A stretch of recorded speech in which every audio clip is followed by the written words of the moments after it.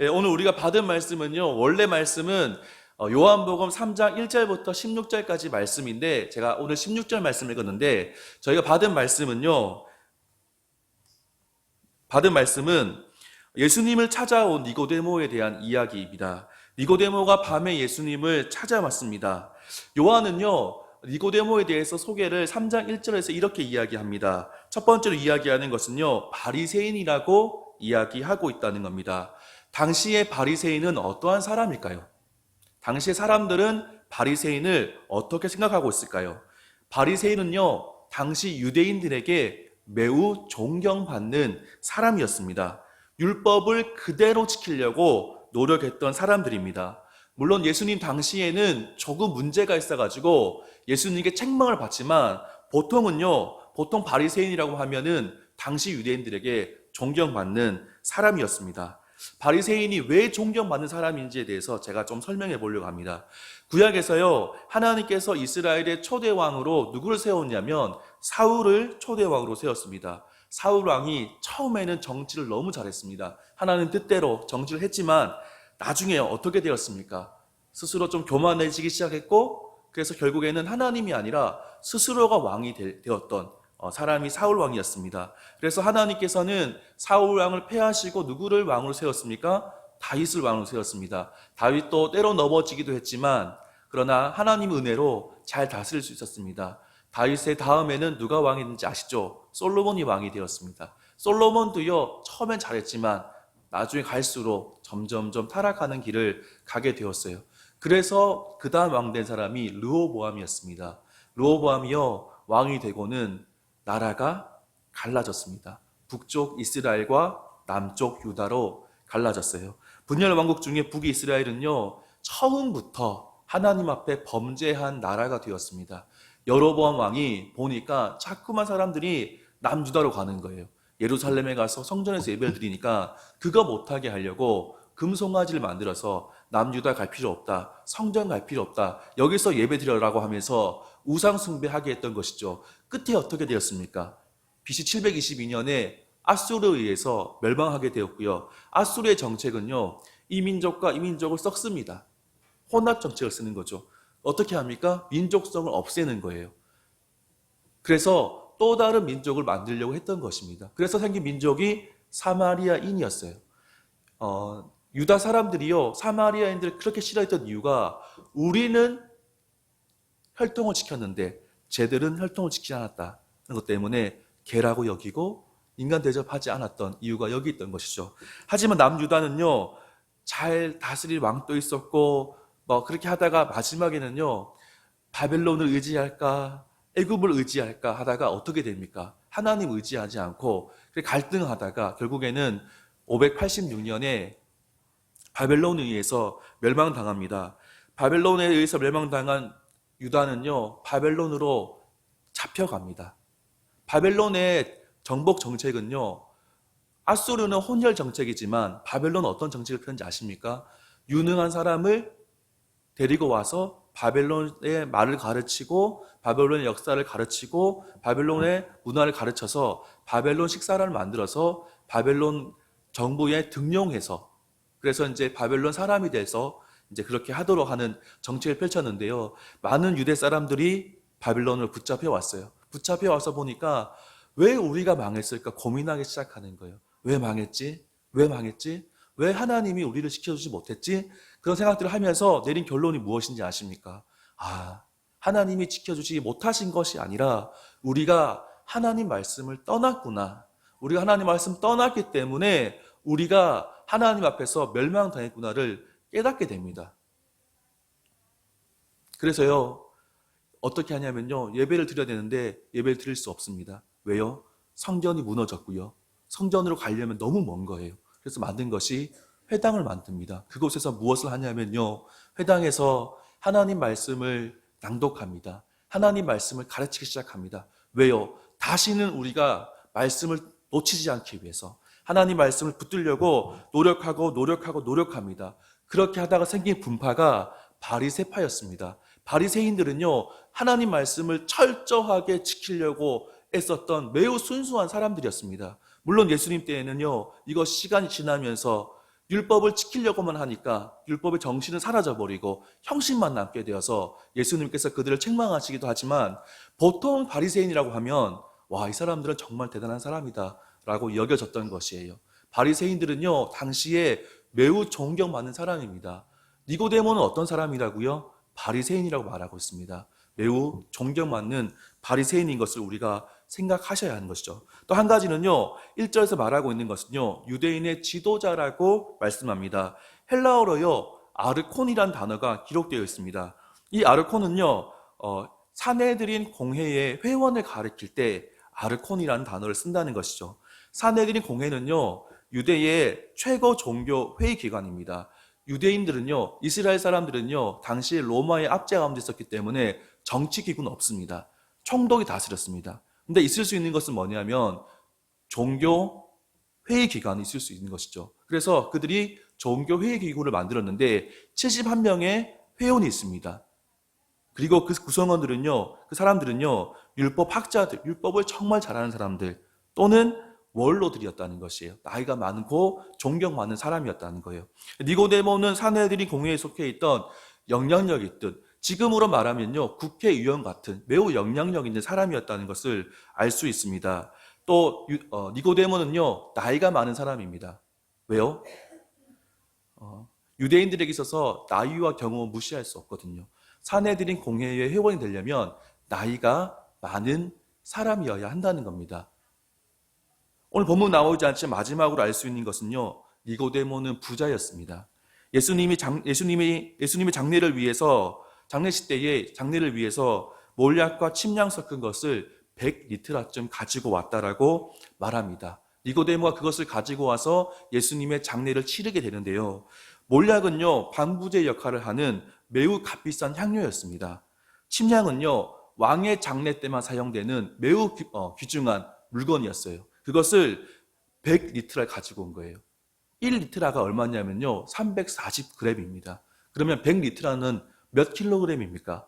34kg이라는 거예요.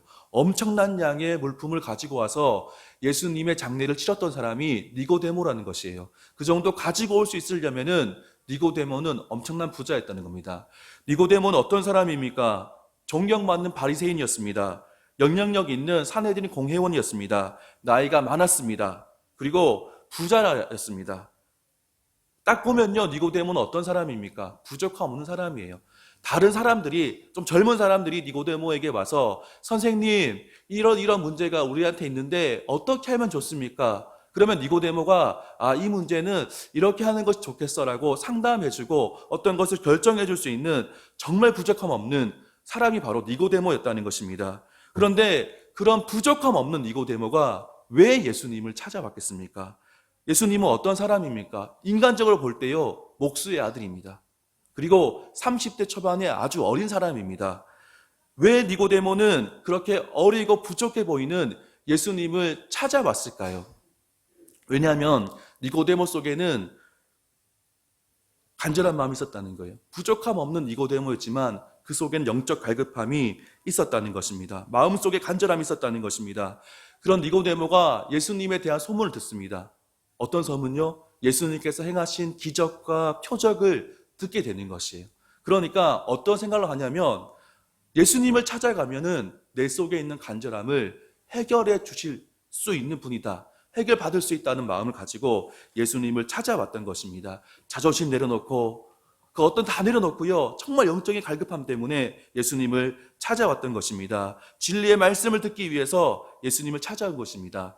니고데모가 예수님께 드린 첫 마디가 무엇인지 아십니까? 라비여, 우리가 당신은 하나님께로부터 오신 선생인 줄 아나이다. 하나님께서 함께 하시지 아니하시면 당신이 행하시는 이 표적을 아무도 할 수 없음이니이다 라고 예수님께 말씀을 드립니다. 니고데모는 예수님을 향해서 무엇이라 부릅니까? 랍비라고 부르는 것입니다. 랍비는요, 율법 교사, 율법 선생님을 가리킬 때 쓰는 말입니다. 랍비라 불리기 위해서는요, 랍비로서의 정규 과정을 마쳐야 했습니다. 그 과정을 마치려면요, 40이 넘어야 했어요. 그런데 니고데모는 30살 초반밖에 되지 않는 예수님을 향해서 하나님께로부터 오신 선생님, 랍비가 맞습니다라고 얘기하는 거예요. 그 속에 간절함이 있었고 예수님을 향해서 정말 겸손한 마음으로 찾아와서 선생님, 선생님, 당신은 하나님께로부터 오신 선생님이 맞습니다라고 고백하는 거예요. 너무너무 순수한 마음으로 예수님을 찾아온 것입니다. 예수님도 아셨습니다. 니고데모 가운데에 순수한 마음이 있고 니고데모 가운데 영적인 갈급함이 있다는 것을 예수님이 아셨어요. 만약에 니고데모가 조금 잘못된 마음으로 예수님께 나왔다면 아마도 바로 돌려보냈을 겁니다. 그런데 예수님은 니고데모의 순수한 마음, 영적인 갈급한 마음을 가지고 나온 니고데모를 향해서 그에게 친절하게 말씀을 가르쳐주고 있는 것입니다. 우리 안에 영적인 갈급함이 있으십니까? 주님께 나아가십시오. 나아가시면 주님께서 우리를 새롭게 하실 것입니다. 니고데모 첫 마디를 들은 예수님은 조금 생뚱맞은 대답을 하십니다. 니고데모가 당신은 하나님께로부터 오신 선생님이 맞습니다 라고 했다면 보통 사람들은 어떻게 대답해야 됩니까? 저는 선생님이 맞습니다. 또는 아니요, 저는 선생님이 아닙니다 라고 대답을 해야 되는데 예수님은 뭐라고 말씀하시냐면은 진실로 진실로 내게 이르노니 사람이 거듭나지 아니하면 하나님 나라를 볼 수 없느니라고 대답하십니다. 정말 생뚱맞은 표현이에요. 마치 동문서답하는 것 같습니다. 그런데 니고데모는 예수님의 그 말씀을 듣고 난 다음에 바로 집중합니다. 전혀 생뚱맞지 않다라고 여겼던 것입니다. 왜냐하면 니고데모는 바리새인으로 사내린 공회원으로 부자로 경험이 많은 노인이었지만은 하나님 나라에 대한 확신이 없었기 때문이에요. 예수님 말씀하시자 바로 그 말씀에 집중해서 반응하는 니고데모의 모습을 볼 수 있다는 겁니다. 그 갈급함이 있었기 때문에 예수님께서는 그 마음을 아시고 사람이 거듭나지 아니하면 하나님 나라를 볼 수 없다라고 말씀하신 것입니다. 예수님께서요, 진실로 진실로 두 번 나올 때는 너무 중요한 말씀을 하고 있다는 거예요. 우리가 말씀을 볼 때에도 진실로 진실로 두 번 나오면 정말 눈을 막 크게 뜨고 말씀을 봐야 되는데요. 예수님께서 내가 지금 정말로 중요한 얘기를 하는데 잘 들으라고 말씀하는 겁니다. 사람이 거듭나야지 하나님 나라를 볼 수 있다라고 말씀하신 거예요. 거듭난다는 말은 어떤 의미로 해석할 수 있냐면요, 두 가지 해석할 수 있습니다. 첫 번째는 위로부터 난다는 거예요. 당시에는요, 형이상학, 형이하학이 있었습니다. 아래는 무엇입니까? 형이하학이에요. 육체적인 겁니다. 위의 것은 무엇입니까? 형이상학입니다. 그러니까 영적인 것으로 다시 태어나야지 하나님 나라를 볼 수 있다라고 말씀하신 거예요. 또 다른 두 번째 의미는요, 새롭게 태어나는 겁니다. 이전과 전혀 다르게, 이전 모습과 전혀 다르게 새롭게 태어나는 것, 그것이 거듭난다는 것입니다. 종합하면요, 영적으로 새롭게 태어나는 것이 거듭남의 의무라는 겁니다. 육체의 상태에 머무르면 하나님 나라를 볼 수 없는 거예요. 그런데 거듭나면요, 하나님 나라를 볼 수 있다라고 말씀하신 것입니다. 니고데모가 여기서 이해하면 좋겠는데 전혀 이해하지 못합니다. 사람이 늙으면 어떻게 다시 날 수 있습니까? 라고 반문하는 것이에요. 니고데모는 전혀 이해하지 못합니다. 아니, 어떻게 어머니 뱃속에 다시 들어가서 태어날 수 있습니까? 이런 대답을 하는 거, 다시 한 번 더 반문하는 겁니다. 그때 예수님은 아이고, 니 참 무식하대 하신 것이 아니라 다시 한 번 더 말씀하세요. 어떻게 말씀하시냐면 진실로 진실로 내게 이르노니 사람이 물과 성령으로 나지 아니하면 하나님 나라에 들어갈 수 없느니라 라고 말씀해 주셨어요. 앞에 말씀과 뒤에 말씀이 똑같습니다. 다른 것은 무엇입니까? 거듭난다는 것을 어떻게 말씀하셨습니까? 물과 성령으로 난다라고 부연 설명해 주신 것입니다. 거듭난다는 것을 다시 설명해 주셨는데 그것은 물과 성령으로 나는 것이다. 도무지 이해하지 못하니까 어머니 뱃속에 들어갔다가 나오는 것이 아니라 물과 성령으로 나야지 하나님 나라에 들어갈 수 있다라고 말씀하신 것입니다. 여기서 물은 무엇이고 성령은 무엇입니까? 물은요, 씻음을 말합니다. 회개를 말하는 것이에요. 성령은요, 성령의 충만을 말합니다. 우리가 하나님 앞에 회개했을 때 어떻게 됩니까? 정결하게 되었을 때 어떻게 됩니까? 성령님께서 그때서야 내주하실 수 있기 때문에 물과 성령으로 나야 한다라고 말씀하신 겁니다. 저는 물과 성령에 집중하고 싶습니다. 물과 성령으로 태어나야 하는 것 집중하고 싶습니다. 간단히 말하면요, 물은 씻음의 의미가 있는데요. 과거에 제사장들이 제사를 드릴 때 손을 씻는데 물두멍에서 손을 씻었습니다. 그리고 신약에서는요, 우리가 거룩하게 되기 위해서 어떻게 했습니까? 물 세례를 받았다라는 것이에요. 즉 회개를 의미하는 겁니다. 우리가 지은 죄를 회개하고 정결케 되는 것을 의미하는 겁니다. 그런데요, 성령은요, 이 물하고 회개하고 매우 밀접한 관련이 있다는 겁니다. 회개하여 깨끗하게 되었을 때에 성령님께서 내주하실 수 있다, 거하실 수 있다라고 말씀하는 겁니다. 우리가 회개할 때에 성령의 역사가 일어난다는 것이에요. 이런 내용을요, 사도행전에서 찾을 수 있습니다. 오순절에 베드로가 행한 설교에서 구체적으로 확인할 수 있습니다. 제가 너무 빠른가요? 제가 할 말이 많아가지고 빨리 가고 있는데 좀 천천히 하겠습니다. 예. 사도행전 2장 38절에 베드로가 이르되 너희가 회개하여 각각 예수 그리스도의 이름으로 세례받고 죄 사함을 받으라. 그리하면 성령의 선물을 받으리니 라고 말씀하신다는 거예요. 회개하여서 예수님의 이름으로 세례받고 죄 사함을 받게 되면 그때 어떻게 된다고요? 성령의 선물을 받게 된다라고 말씀하는 거예요. 디도서 3장 5절 말씀에서도요, 이렇게 말씀합니다. 우리를 구원하시되 우리가 행한 바 의로운 행위로 말미암지 아니하고 오직 그의 긍휼하심을 따라 중생의 씻음과 성령의 새롭게 하심으로 우리를 하셨다. 그러니까 물과 성령이 함께 움직이는 것에 대해서 바울도 말씀하고 있다는 것입니다. 그런데요, 니고데모가 아직도 이해하지 못합니다. 어떻게 이런 일이 있을 수 있습니까? 라고 예수님께 다시 한 번 더 반문합니다. 그때 예수님 다시 설명해 주시는 거예요. 그 설명해 주시는데 예수님의 설명의 결론은 이렇습니다. 모세가 광야에서 뱀을 든 것 같이 인자도 들려야 하리니 이는 그를 믿는 자마다 영생을 얻게 하려 하심이니라. 즉 거듭나는 것은요, 물과 성령으로 나는 것이에요. 거듭나고 물과 성령으로 나려면 예수님께서 모세가 광야에서 뱀을 든 것처럼 십자가에 달리셔야 한다는 것입니다. 그리고 그 십자가에 달리신 예수님을 믿을 때 우리는 구원을 받을 수 있다라고 말씀하는 거예요. 우리가 그제서야 드디어 하나님 나라를 볼 수도 있고 들어갈 수도 있다라고 말씀하신 겁니다. 우리는 예수님 믿을 때 거듭날 수 있습니다. 우리는 예수님을 믿을 때 영과 물과 성령으로 거듭날 수 있습니다. 예수님 믿을 때 회개와 성령의 충만함을 경험할 수 있게 된다는 것입니다. 죽을 수밖에 없는 우리를 예수님께서 십자가로 구원하신 사건을 믿을 때 우리는 구원을 받을 수 있다라고 말씀하고 있습니다. 사랑하는 성도님들, 우리는 정말 예수님 믿고 있으십니까? 정말 우리가 예수님 믿을 때 거듭난다는 것을 확신하고 계십니까? 그렇다면 도대체 십자가 달리신 예수님이 우리에게 주는 의미가 무엇이길래 그 예수님 믿으면 구원을 받을 수 있는지에 대해서 좀 살펴보려고 합니다. 잠시 십자가에 대해서 말씀을 나누려고 합니다. 하나님이 천지를 창조하셨어요. 하나님이 6일 동안 창조하시고 7번이나 하나님 보시기에 심히 좋았다라고 말씀하셨어요. 너무 좋다, 너무 좋다. 못하는 것이 없으신 하나님께서 보시고는 너무 좋다라고 말씀하셨어요. 하나님 보시기에 완벽하게 창조하셨습니다. 그런데요, 이 너무 좋은 시간이 누구에 의해서 파괴되는지 아십니까? 아담과 하와의 범죄로 인해서 그 창조의 질서가 깨뜨려지고 하나님 뜻을 거스르는 행동이 생겨났다는 것입니다. 성경은요, 하나님 안에 거하지 아니하고 나 이제 하나님 필요 없습니다. 나 내 마음대로 할 수 있습니다. 하나님 없이도 잘 살 수 있습니다라고 하는 것이 죄예요. 죄의 그 어원을 살펴보면요, 빗나간 화살이라는 뜻이에요. 사람이 화살을 딱 쏠 때 화살이 관역에 딱 박히는 것이 아니라 관역 다른 곳에 들어갈 때 그것을 죄라고 하거든요. 우리는 화살입니다. 관역은 하나님이에요.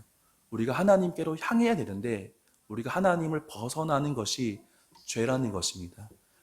인간이 아담과 하와가 하나님 말씀을 무시하고 하나님 없이도 잘 살 수 있다라고 여기면서 그들이 하나님 말씀을 어겼던 것입니다.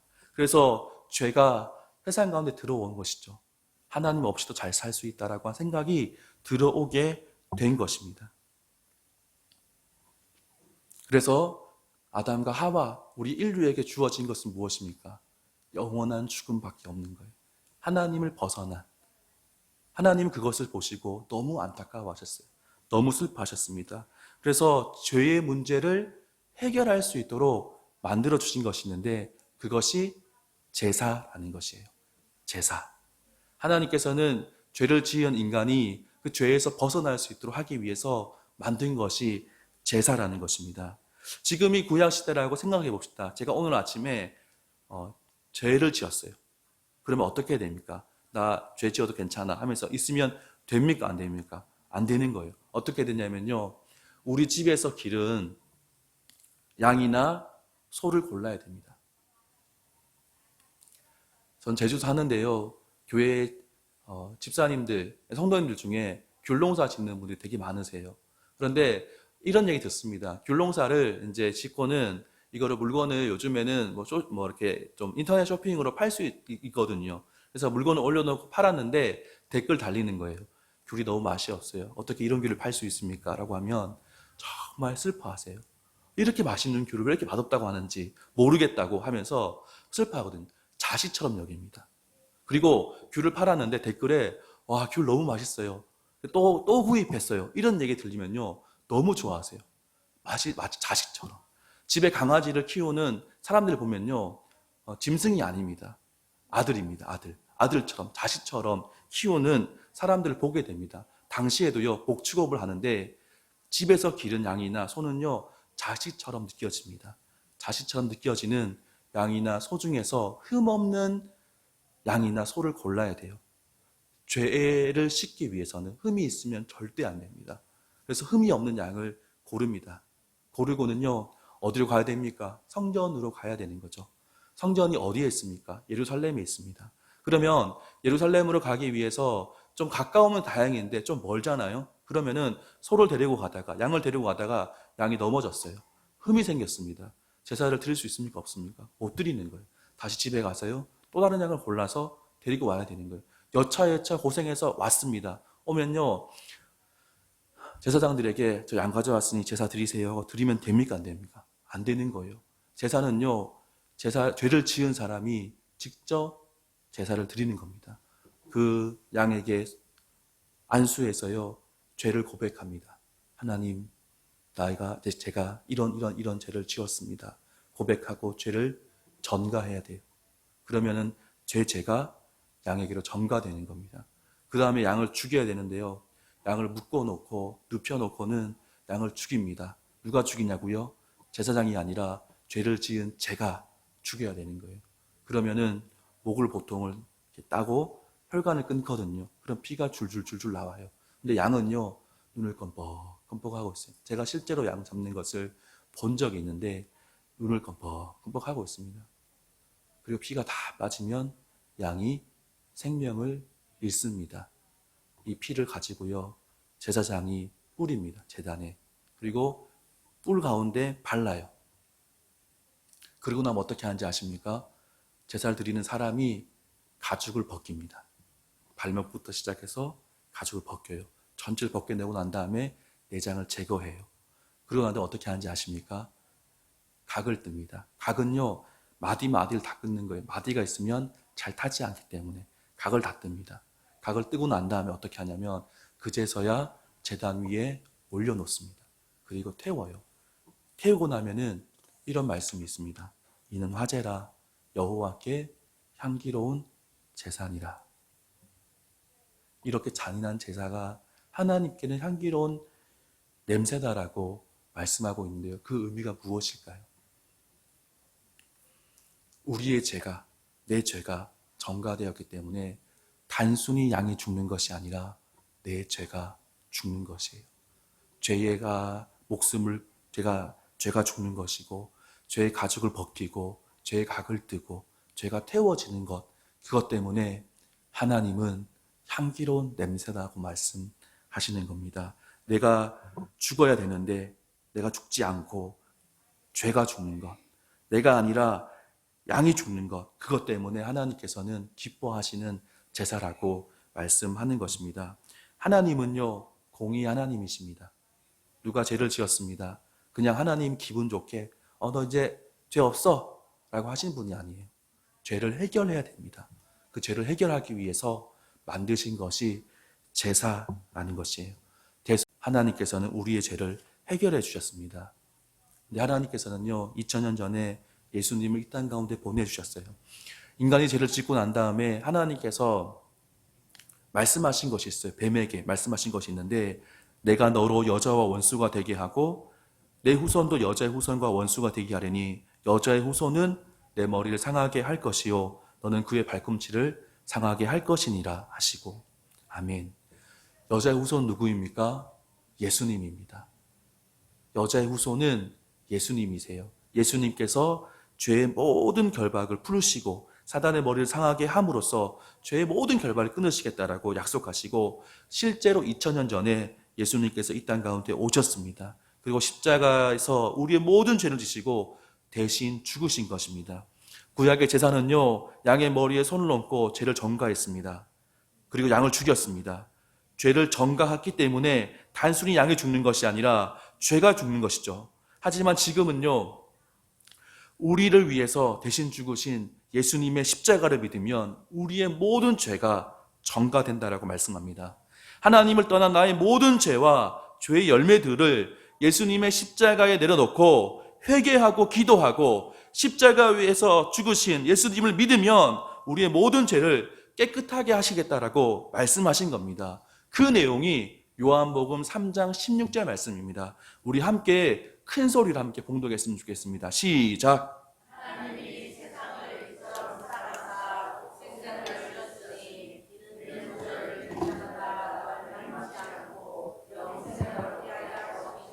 아멘. 하나님께서 우리를 너무 사랑하셔서 독생자를 주셨고 오신 예수님께서 십자가에 달리셨는데 그 예수님을 믿는 자마다 멸망하지 않고 영생을 주신다라고 말씀하는 것입니다.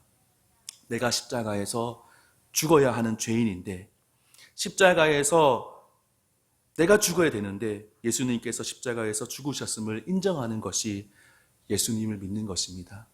내가 죽어야 되는데 예수님이 대신 죽으셨다는 것을 믿는 것이 정말 예수님 믿는 것입니다. 내가 죽어야 되는데 예수님께서 대신 죽으신 십자가의 사건을 믿는 것이 죄의 용서를 받고 하나님 백성 되고 영생을 얻는 비결이라고 말씀하는 것입니다.